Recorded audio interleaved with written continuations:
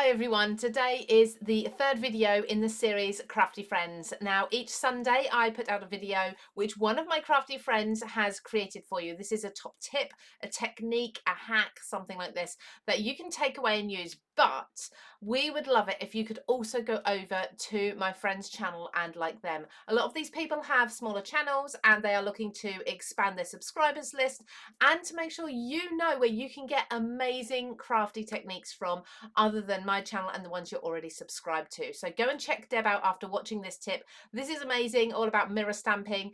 She's actually made it really, really easy. I think I've just overcomplicated it in the past. So check out Deb's tip and then go along to her channel, which is linked down below, and subscribe.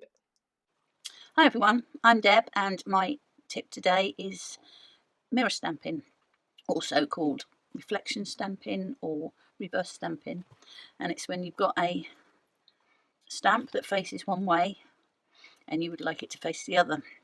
So obviously when this one is stamped, he is going to face left. I want him facing right, so I'm going to reverse stamp him. Easier in a press, but you can do it on a block. Also, you can use acetate, although it does slip a bit on that, so it's not the easiest one. You can use an embossing mat that you get with your die machine.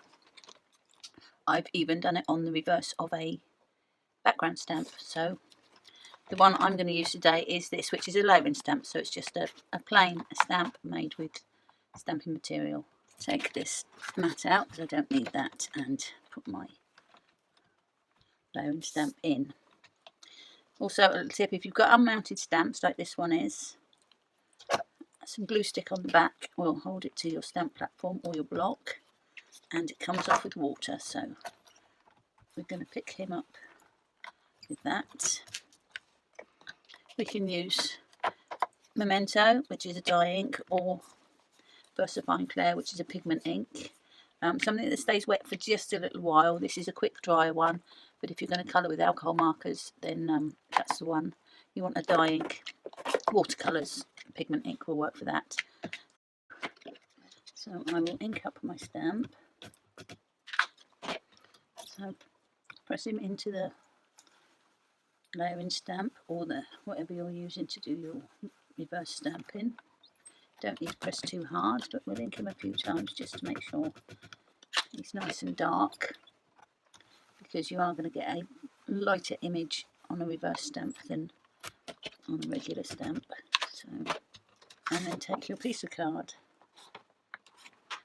lay it on top, holding it with one hand, rubbing with the other, not too hard, but just to transfer that ink across, and pull it up, and there is your reverse image. So if I wanted to stamp these facing each other, I could do it again, and they are facing each other. Certainly stretches your supplies and gives you options if your image is facing the wrong way. So there's a card I made using this technique, stamped, coloured in alcohol markers. I also did some masking to get rid of the bird on these two and added on some hats. I hope this was interesting and helpful. Like I said before, it does stretch your supplies. Thank you for watching, and I hope to see you again.